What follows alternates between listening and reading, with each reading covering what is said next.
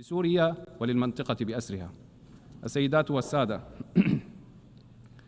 إن الإنجاز السوري الفريد والتكاتف الشعبي الحاصل دفع بأطراف لمحاولة إثارة النعرات الطائفية والاقتتالات البينية سعياً لمشاريع التقسيم وتمزيق البلاد من جديد، غير أن الشعب السوري كان يملك من الوعي ما يمنعه من استمرار حصول الكوارث والعودة بسوريا إلى مربعه الأول.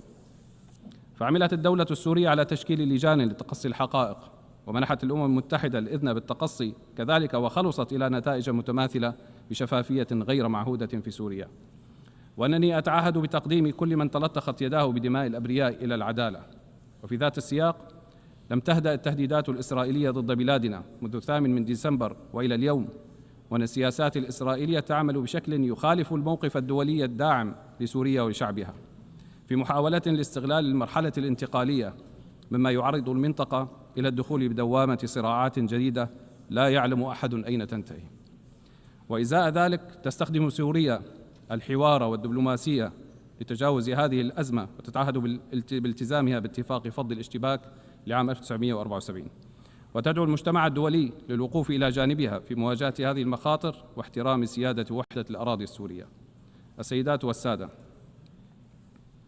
إننا من لحظة سقوط النظام السابق وضعنا سياسة واضحة الأهداف، حيث أنها تقوم على عدة ركائز: الدبلوماسية المتوازنة والاستقرار الأمني والتنمية الاقتصادية. فقد عملنا على ملء فراغ السلطة، ودعونا إلى حوار وطني جامع، وأعلنا عن حكومة ذات كفاءات، وعززنا مبدأ التشارك، وقمنا بتأسيس هيئة وطنية للعدالة الانتقالية، وأخرى للمفقودين إنصافاً وعدلاً لمن ظلم. وها نحن ماضون في انتخابات ممثلي الشعب في المجلس التشريعي، وأعدنا هيكلة المؤسسات المدنية والعسكرية عبر حل جميع التشكيلات السابقة تحت مبدأ حصر السلاح بيد الدولة.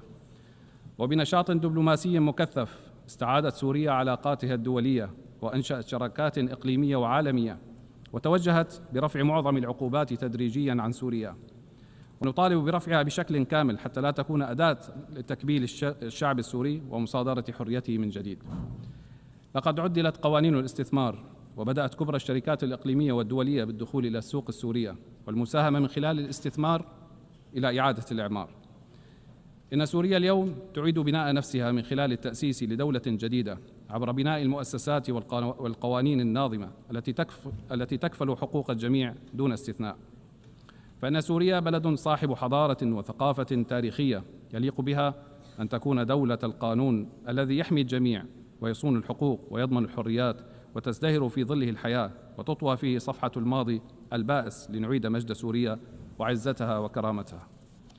واستكمالا للحكاية السورية، أعلن اليوم أمامكم انتصار الحق على الباطل، وقل جاء الحق وزهق الباطل إن الباطل كان زهوقا. وها هي سوريا اليوم تعود إلى موقعها التي تستحق بين العالم. إن هذا الإعلان يمثل صدى لإرادة شعب عظيم صاغ المجد على مر العصور، ولطالما نهض من تحت الركام ليستعيد حقوقه وحريته وكرامته. ونيابة عن الشعب السوري، أتوجه بالشكر والعرفان إلى كل من وقف مع قضية الشعب السوري وأعانه في مأساته واستقبله في بلده، وإلى كل دول العالم وشعوبها التي فرحت بانتصار إرادة الشعب السوري وتقف اليوم إلى جانبه في مسيرة السلام والازدهار. وأخص بالشكر كل من تركيا وقطر والمملكة العربية السعودية وكافة الدول العربية والإسلامية والولايات المتحدة الأمريكية والاتحاد الأوروبي. وقبل الختام، فإني أود التأكيد بأن الألم الذي عاشته سوريا لا تتمناه لأحد، فنحن من أكثر الشعوب التي تشعر بحجم معاناة الحرب والدمار، ولذا فإننا ندعم أهل غزة ولذا فإننا ندعم أهل غزة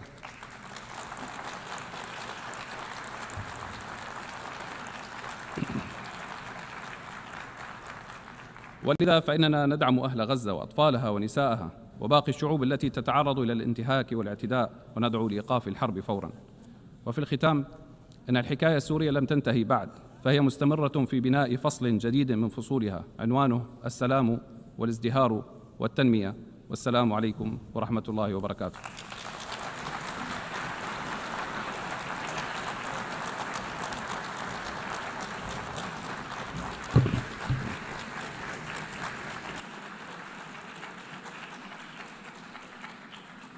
On behalf of the Assembly, I wish to